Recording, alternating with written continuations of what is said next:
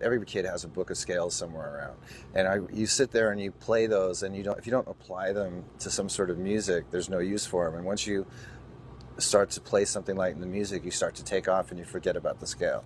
I know a lot of guitar players that are amazing with scales. I know I always talk about Steve. He's like my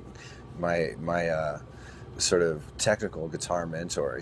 He always is telling me all these different things that you can do, but I usually find a hard time applying them.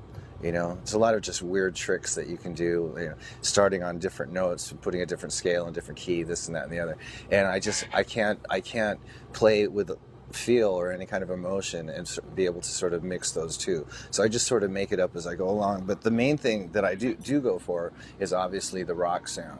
So that really is the simplest scale, and then just putting different notes in that.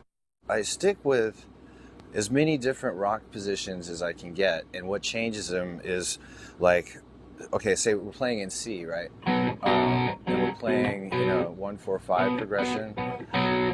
Then you've got two different sort of very standard scales for it,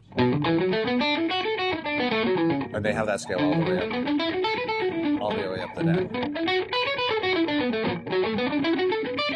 right? And then the other one is